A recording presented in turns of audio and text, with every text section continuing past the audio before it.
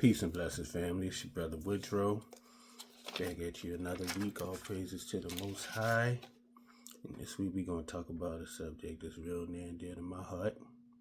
As most of the topics that we talk about be real dear and dear to my heart. But this one more than a lot of others.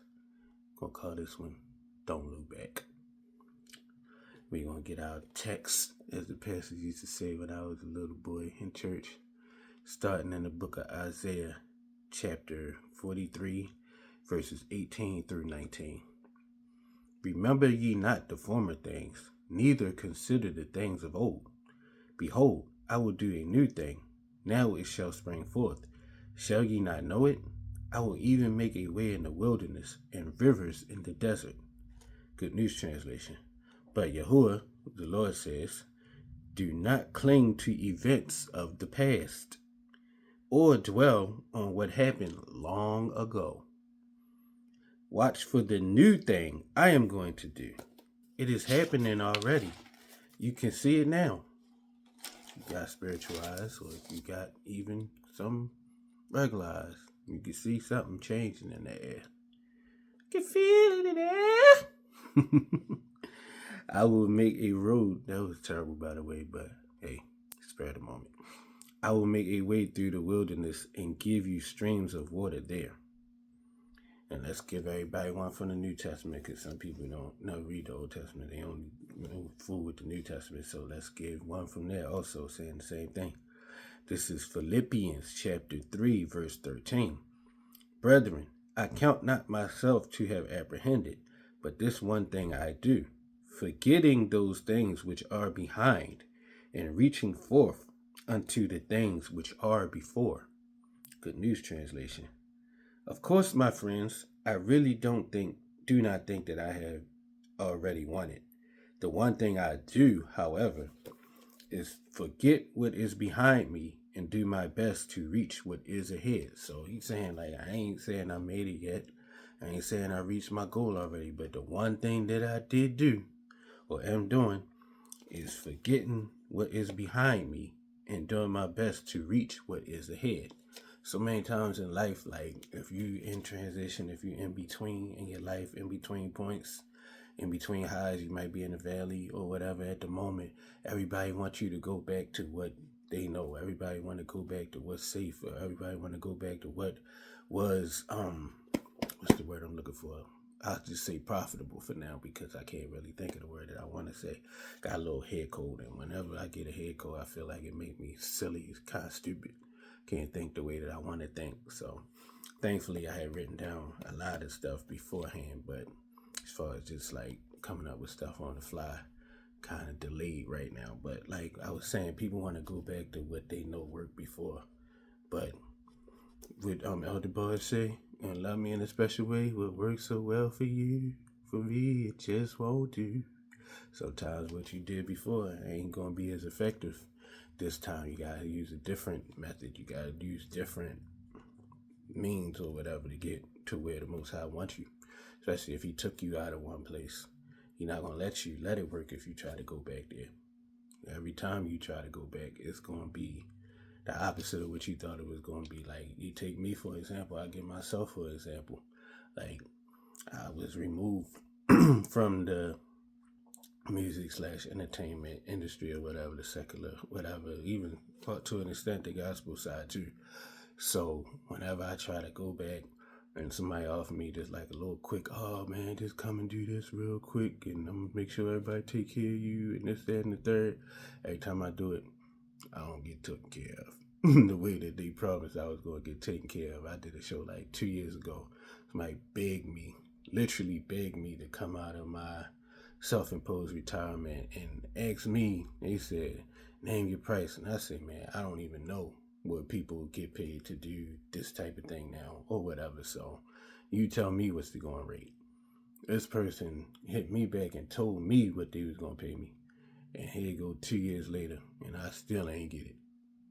So, and somebody, a wise person that I know, spoke to me at the time, was like, you ever notice whenever you try to go back to that field, like in any kind of way, shape, or form, except for like your karaoke or whatever that you just do for fun, it don't never work out. And don't you think that's the Most High trying to tell you, leave that stuff alone? And sometimes you know stuff already, but you just need to hear it from somebody else so you know you're not tripping. That was like confirmation for real. So yeah, so I use me for example, like some stuff that might have worked before, or even some stuff that you thought was working before, because when you find out the real details, you thought you was doing good, but then when you find out what somebody else was getting for your work, you like, I wasn't even doing good then. you know? So sometimes it's best just not to look back, like I was saying. So let's get the ultimate don't look back story. We're going to go all the way to the beginning of the Bible in the book of Genesis. This is chapter 19, and we're going to read verses 15 through 26. Bear with me, this might be a little long this week, but it's a lot of good information, and it's worth it, I guarantee you, if you stick around. Genesis chapter 19, verses 15 through 26. Verse 15. And when the morning arose, then the angels hastened Lot, saying, Arise, take thy wife and thy 2 daughters which are here, lest thou be consumed in the iniquity of the city. Now, backstory, this is the cities of Sodom and Gomorrah. After, like the sin was found in the city and the prayer was made that if they find like 1 or 2 righteous people there, then the Most High would spare the city. And they kept going down and down in the number, and they still couldn't find that many. So some of the people in the city made an attempt to assault the angels that the Most High sent down to survey the place and let them know what was going on. So after that was like the straw that broke the camel's back. So this is the point where Lot was found, like worthy to be spared, the nephew of Abraham. So this is the Most High using those same angels to deliver Lot and his family from that city before it was destroyed. So check it out. Start again. Verse 15. And when the morning arose, then the angels hastened Lot, saying, Arise, take thy wife and thy daughters which are here, lest thou be consumed in the iniquity of the city. Verse 16. And while he lingered, the men laid hold upon his hand, and upon the hand of his wife, and upon the hand of his 2 daughters. Yahuwah, the Lord, being merciful unto him, like we said, and they brought him forth and set him without the city, or outside of the city. And it came to pass, when they had brought them forth abroad, that he said, Escape for thy life, look not behind thee, don't look back, neither stay thou in all the plain, escape to the mountain, lest thou be consumed. Verse 18. And Lot said unto them, O, not so, my Lord. Behold, now thy servant hath found grace in thy sight, and thou hast magnified thy mercy, which thy heart showed unto me in saving my life, and I cannot escape to the mountain, lest some evil take me and I die. Behold, verse 20, now this city is near to flee unto, and it is a little one. Oh, let me escape thither. Is it not a little one, and my soul shall live? He wanted, instead of going all the way to the mountains, he wanted to just settle in a city that was closer. He didn't want to take that long trip. Verse 21, and he said unto him, See, I have accepted thee concerning this thing also, that I will not overthrow this city for that which thou hast spoken. Haste thee, hurry up, escape thither, for I cannot do anything till thou be come thither. So he agreed to let him just go to the little city. But he told him hurry up because he can't do what he want to do, what he's supposed to do to the other cities until he's basically safe and secure. Therefore, the name of the city, which is called Zoar, and Strong 6820 says it means insignificance, because he said it was a small city, like this little place. Let me just get this little spot. Verse 23, the sun was risen upon the earth when Lot entered Zoar. By the time he got there, the sun already had came up. Then Yahuwah rained upon Sodom and Gomorrah brimstone and fire from Yahuwah out of heaven. And he overthrew those cities and all the plains and all the inhabitants of the city and that which grew upon the ground. So he waited until Lot was safe and secure, like he said, and then he just rained down fire and brimstones from heaven and destroyed the cities that he told him to get out of, that he took him out of. But his wife, verse 26, looked back from behind him, which the angels commanded him specifically not to do. Look back. But his wife looked back from behind him, and she became a pillar of salt. She just froze up and turned into salt. Not froze, but just solidified, turned into salt because she did exactly what she wasn't supposed to do. When the good Lord deliver you out of something, don't look back. So let's get that out of good news just to make sure we all on the same page. This says, Lot leaves Sodom, and this starts at verse 12 in the Good News Translation. The two men said to Lot, if you have anyone else here, sons, daughters, sons-in-law, or other relatives living in the city, get them out of here. Verse 13, because we are going to destroy this place. Yahuwah has heard the terrible accusations against these people and has sent us here to destroy Sodom. Verse 14, then Lot went to the men that his daughters were going to marry and said, hurry up and get out of here. Yahuwah is going to destroy this place. But they thought he was joking. That's what happened a lot of times. People think you joking, or even they just don't take you seriously, or whatever, man. Or they think that if it do happen, that they gonna be all right. They just don't heed the warning. So that's why it's so important in Ezekiel where to say whether they hear or forbear. As long as you blew the trumpet and gave the warning, then the blood is off of your hands. So Lot tried to warn these gentlemen, and they ain't want to listen. They thought he was joking, like it say. Verse 15. And the angels tried to make Lot hurry. Quick, they said. Take your wife and your daughters and get out so that you will not lose your lives when the city is destroyed. Verse 16. Lot hesitated. Yahuwah, the Lord, however, had pity on him. So the men took him, his wife, and his two daughters by the hand and led them out and said, like, look, come on, we gonna help you. And they just took them and got him out of there for real. Verse 17, then one of the angels said, run for your lives. Don't look back and don't stop in the valley. Run to the hills so that you won't be killed. Verse 18, but Lot answered, no, please don't make us do that, sir. You have done me a great favor and saved my life, but the hills are too far away. The disaster will overtake me. That's too far. I will die before I get there. I don't know if Lot was old. I'm going to have to look into that or whatever, or y'all can look into it. I don't know if he's old or not, but he's just saying that trip is too far and he wouldn't even last that trip. So please don't make me travel that far. Verse 20. Do you see that little town? It is near enough. Let me go over there. You can see it is just a small place and I will be safe. Verse 21. The angel answered, all right, I agree. I won't destroy that town. Hurry, run. I can't do anything until you get there. So the Most High sometimes will delay destruction or delay a bad situation until the ones that's chosen by the Most High get out of there. So that's why sometimes it's good too when you out, stay out, because you might come back just in time for the destruction. If you dipping and dabbling and tipping your toes in like the pool or whatever and snatching them back out, you can't just keep going back and forth. Once you out, stay out. It's a scripture in the book of Sirach that say make no move without counsel, and once you have done so, do not repent. Like, do not change your mind. Do not go back. Don't let nobody, no matter who, the enemy might send people to reach out to you. Talk to them, yo. Get them to come back. Talk to them, yo. Convince them, yo. Or convince them, female, whatever they call the female. Well, in Baltimore, we call everybody, yo. But, you know, they might try to use a guy. They might use a beautiful woman, whatever, to try to convince you, change your mind. Once you made your decision, do not repent. Stand firm on that, because it might be a reason why the Most High separates you from certain places or certain people. Let me get back into this text. It says, because it is small, the town was named Zoar. This name sounds like the Hebrew for small.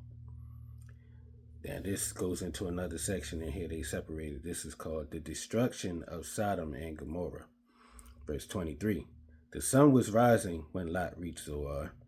Suddenly, Yahuwah rained burning sulfur on the cities of Sodom and Gomorrah. That's what they call fire and brimstone. They call it burning sulfur in this translation. And destroyed them and the whole valley along with the people there and everything that grew out of the land. Like, just everything got destroyed. The people, the vegetation, everything just became like a huge wasteland. And I got this series. I probably put the picture up because I don't feel like going across the room to go and get the DVD box set. It's like these DVDs and they show like the miracles of the Bible.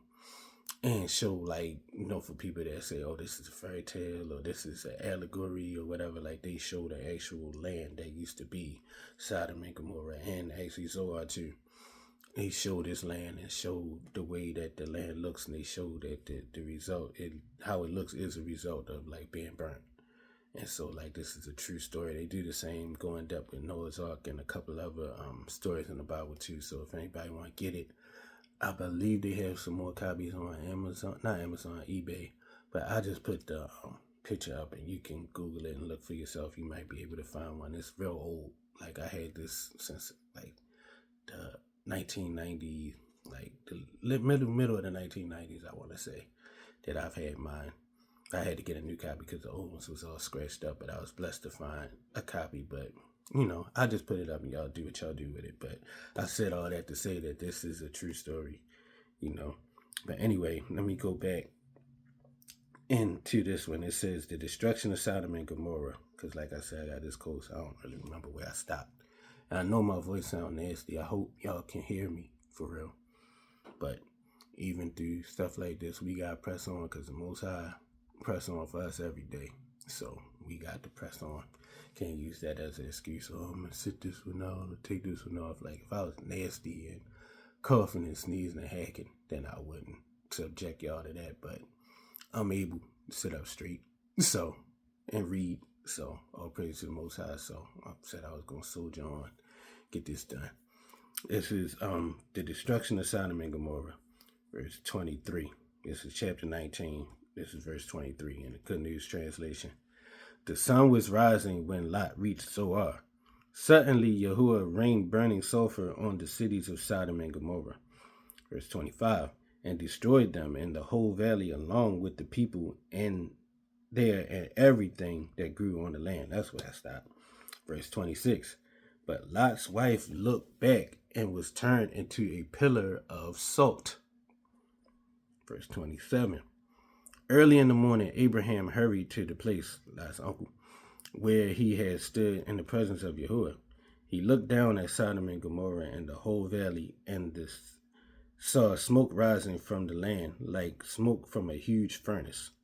But when Elohim destroyed the cities of the valley where Lot was living, he kept Abraham in mind and allowed Lot to escape to safety. Like I said, the Most High, Abraham had prayed for Lot, and the Most High saved him.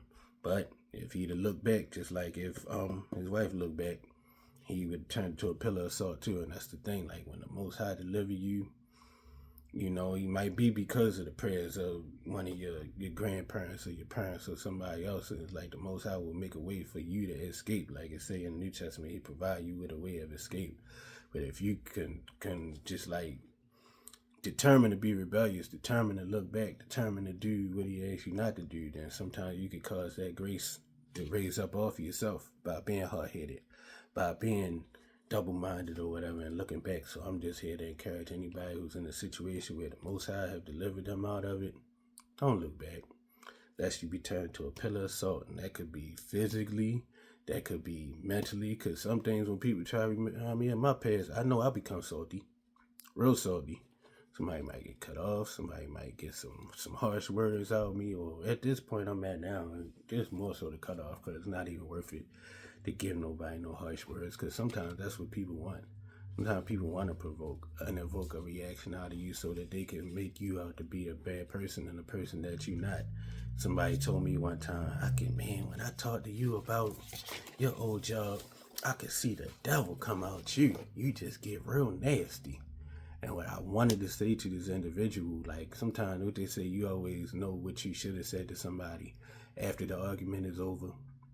But too late, you're not going to call them up just to say that, unless you're super petty or super bothered or whatever. But what I wanted to say and didn't say, who is really the devil? The person who reacts to being triggered or reacts to being something brought up that they ask you not to bring up multiple times? Or the person who's bringing it up in order to evoke a response out of you? Who's really being like the devil, the accuser of the brethren? It's so funny. My homegirl sent me a video of this lady. Yeah, like she was possessed or whatever. And she like just started calling this man an accuser of the brethren. And she said it in this real spooky voice. Like, it was really not funny. It's really scary. But at the same time, Sometimes you gotta laugh to keep from crying. Sometimes you gotta laugh from being scared to death too. But like I said, the person who will bring up your past or bring up things that they know bother you, that's the one who really acting like the devil. So then they can sit back and accuse you and point their finger at you and say you the one acting out of character or acting out of sorts when they know what certain things. So the best way to be is to pray and try to get yourself centered so that nothing will bother you and nothing will make you act out of that character like that, even though everybody had their moments. But on the flip side, I advise people to leave people alone, because you never know what type of day somebody could be having, and that one thing that you say to them, one thing you might do, might cause a reaction that you wasn't expecting or that you wasn't ready for, and it could end bad for one party or both. But may the Most High put a hedge of protection around his people, especially the ones that's going out their way, not even out their way, but doing their best to do his will and keep his commandments. And if you are one of those people, I just advise you and encourage you, don't look back, no matter what it look like ahead of you or whatever. You might not know what's going on ahead of you, but you already know what's behind you, and you know that's not for you. So just keep moving forward. Press on towards the mark of the high calling. And don't let nobody call you back to somewhere where you know you don't belong, you know you don't fit in, and you know it's not the Most High's destiny for you. Like I said, I spent my strength for nothing and in vain, but surely my judgment, my reward is with the Most High. So if you know that, why would you go back to something that you know is not your reward? Keep pressing forward. I'm with you. And more importantly than me, because I'm nobody, I'm just a human being, I'm dust. But the Most High is with you. And like I say, fight for the truth until death, and know that the Most High is fighting for you. So keep moving forward in his direction. I wish peace, grace, and much love to each and every one of y'all. Most High bless and keep you, make his light to shine upon you, make his face to shine upon you, and give you peace. Shalom, shalom. I love each and every one of y'all. And Most High willing, we'll get together again real soon. Peace, y'all.